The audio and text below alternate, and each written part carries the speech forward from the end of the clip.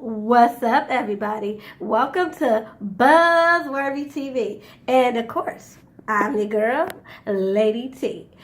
So, before we get started with this video, just want to remind everybody today is the day, you guys. We are going to get back here on live at 5 p.m.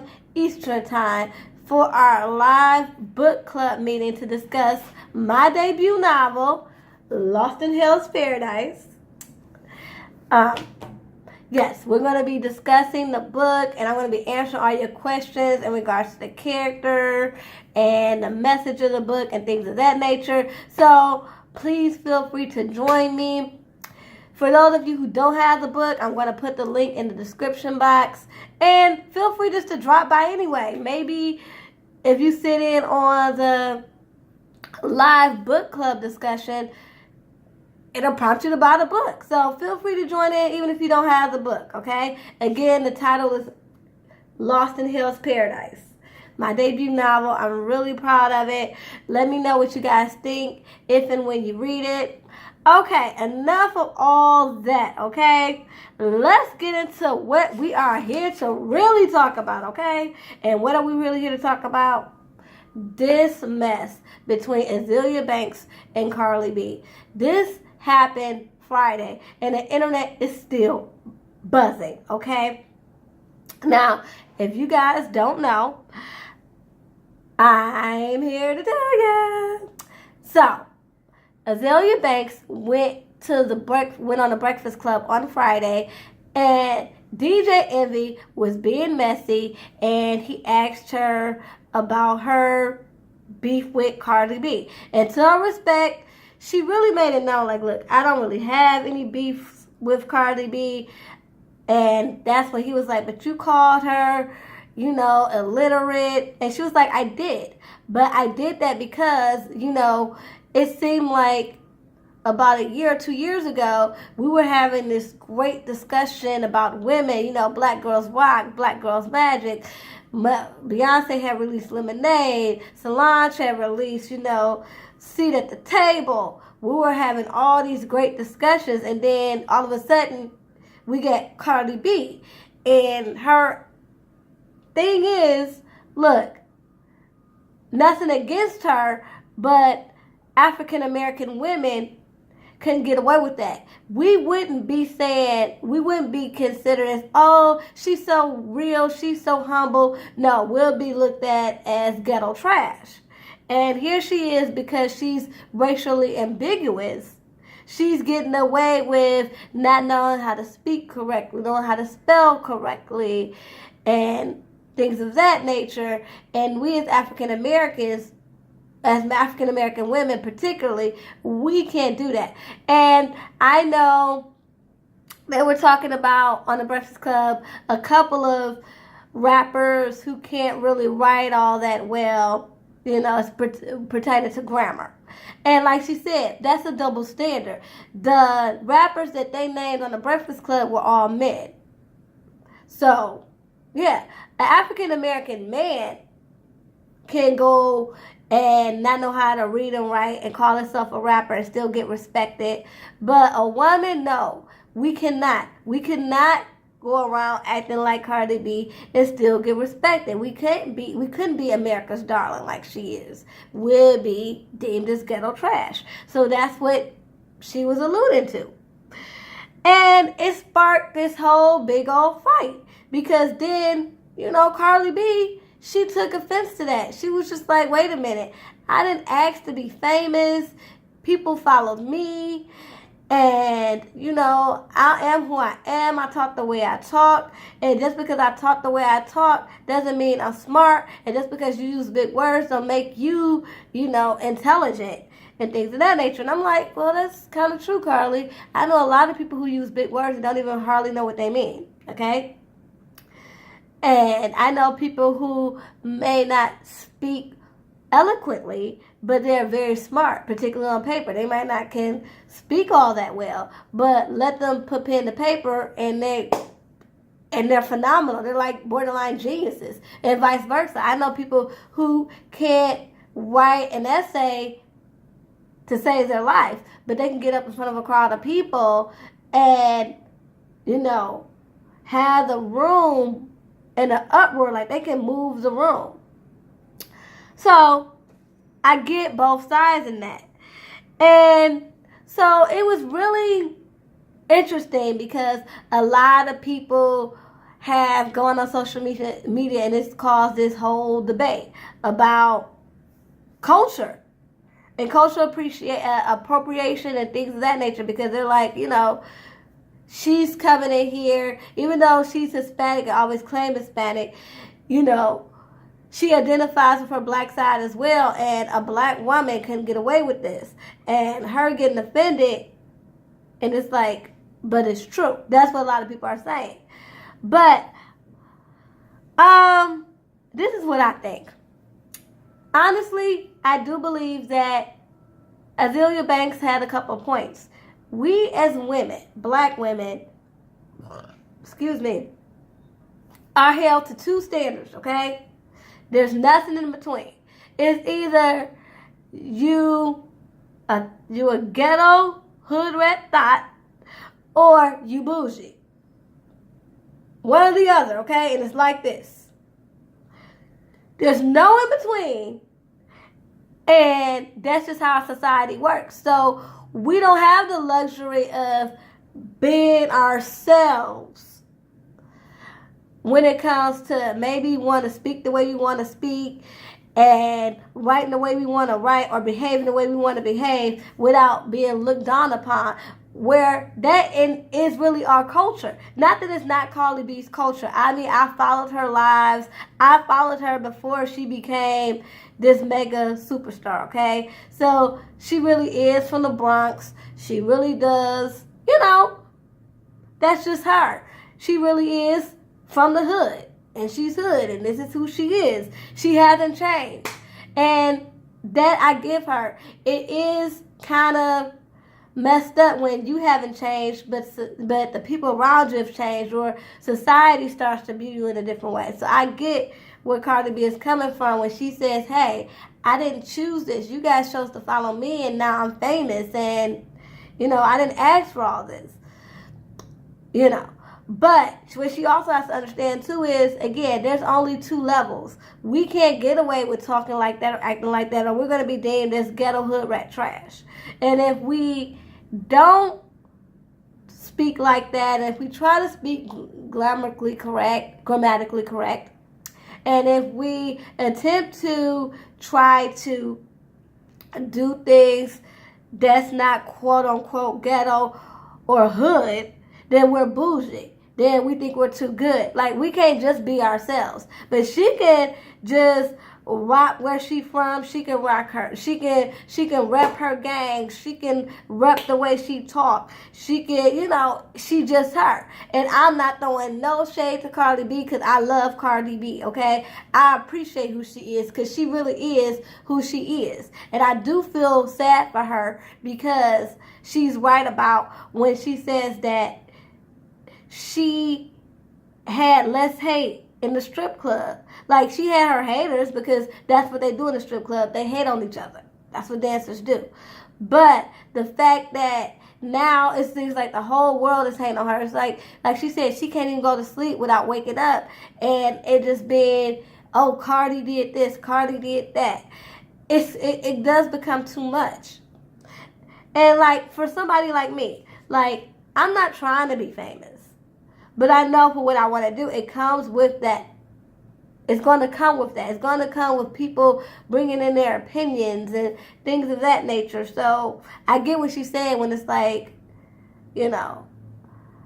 I didn't ask for everybody to always speak on me or make everything my fault.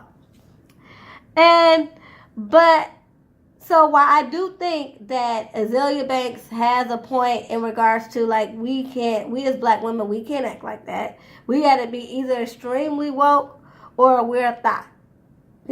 Like, there's no in between.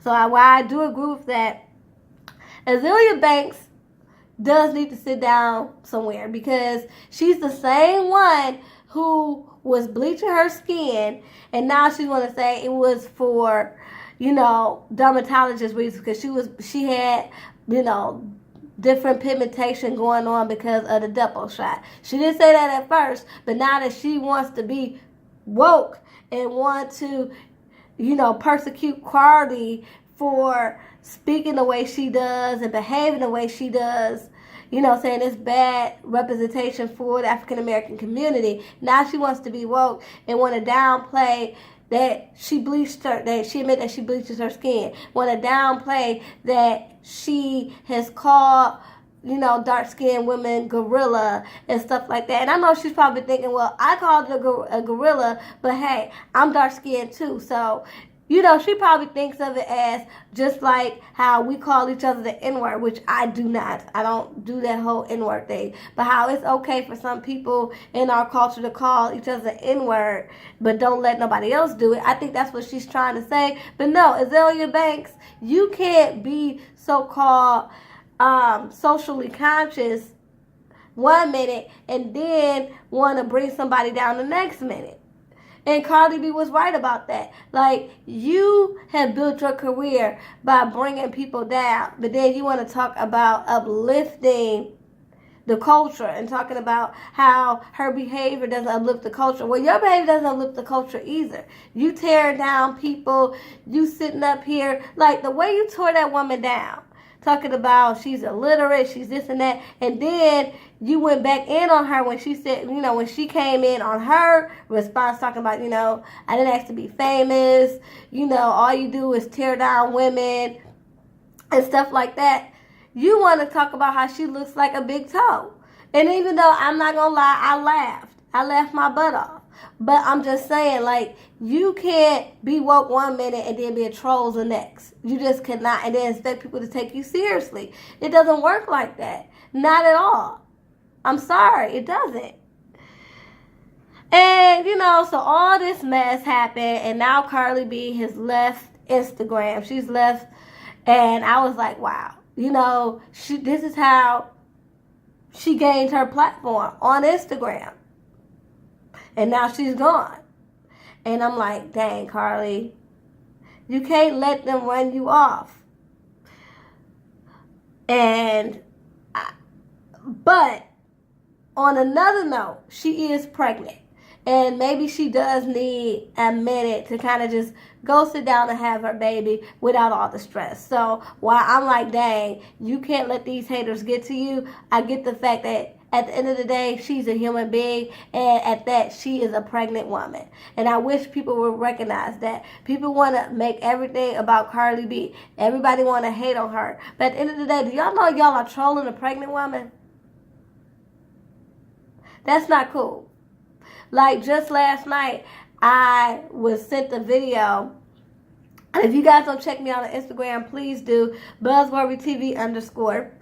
I was on Instagram and somebody DM'd me a video of Cardi B getting into it with somebody at a Louis Vuitton store yesterday, and they was just going in on her, calling all sorts of, bitches and everything. And I'm like, why y'all disrespecting a pregnant woman? Like, come on, like, y'all stop. And then I know a lot of people are like, Cardi B shouldn't respond, let the haters hate, and I get it. In a sense, a lot of people are right. If they're not messing with the 3 F's, if they're not fucking financing, or feeding you shouldn't pay the haters no attention. But at the end of the day, we are all human. So let's just be honest with ourselves. And I want to bring this out to everybody that watches this video. Let's be real. We're all human beings. So it's only so much we're going to take with somebody always saying something negative. Every time you look around, something negative. So be honest. How long are you going to endure that before you feel like you have to respond? It becomes too much. Like, I'm going to tell you, for me, speaking on me, it's only so much that I only got 2 cheeks. 1, 2, okay? I got 2 cheeks. So it's only so many times I can turn the other cheek before I go 0 to 100. So I get when she's like, okay, I done had enough. So yeah, I'm going to clap back. So yeah, I'm going to talk shit. Because you done came for me first. Cardi B don't start none of this stuff. They start with her. And then all of a sudden everybody's like, oh, she shouldn't say that. She shouldn't say that. And I get it. Everything does not deserve a response. But I'm thinking on the humanistic side when people come for these people. Like, before I got really into YouTube, for instance, and I saw everybody putting up their videos for the Real Housewives of Atlanta, and every time the season would start, everybody was like, oh my God, I hate reviewing Real Housewives of Atlanta. Here we go with the mess. And like all my favorite YouTubers, like The Ghetto View, Ashley Miller, Forrest Rocks, James Caldwell, Alexander Rogers, all of them. I watched them and they all loved the show, but they would kind of like not be, they just wasn't here for doing the reviews because they know it was going to come with some mess because everybody wants to be stans and want to be negative. And when I got on YouTube and Instagram, I started to see what they were talking about. Particularly on Instagram. Like, hold on, guys. Yeah, particularly on Instagram. Like, they are so team this and team that they would drag the other person. And they don't even know these people. And I'm just like, why?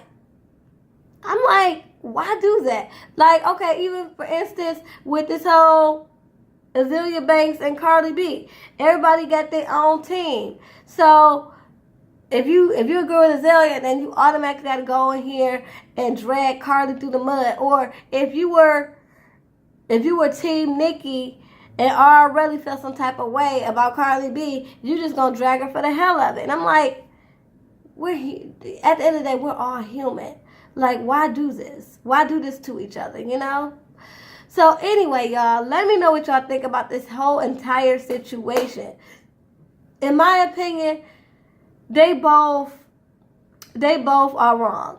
Azealia Banks, you wrong because you all of a sudden trying to be with this fake woke stuff, knowing that you have sat up there and called people gorillas and said all these disparaging things to our culture, but all of a sudden Cardi B is bad for the culture. Talk about hypocrisy. Cardi B, you wrong because you sit up here and you respond to every little thing, and everything does not deserve a response. But I do understand that you're human. Just like I understand Azealia Banks' point. We as black women, we can't act like some of these people who are racially ambiguous. Like, it gets on my nerves when I see these little rappers out here like Lil Xanax, Tekashi 6ix9ine, and Lil Tay, and the Catch Me Outside girl, and I think this other little girl named Whoa Vicky. They sitting up here supposedly acting how they think we act, okay? They act how we think we act. And they're getting all these clicks and views on Instagram and YouTube, all on social media. They're going viral. But let us act like that. And oh my God, you guys are embarrassment. You're so ghetto. You're so hood. So I do get what she's saying too. But Azealia, you haven't done anything for the culture either. So anyway, y'all, let me know what y'all think about this whole situation with Cardi B and Azealia Banks. Please do not forget to join me live at 5 o'clock Eastern Time for our live book discussion on my debut novel, Lost in Hills Paradise. If you guys are interested in purchasing on Amazon or Kindle, I am going to put the link in the description box. Until next time, y'all, peace and love.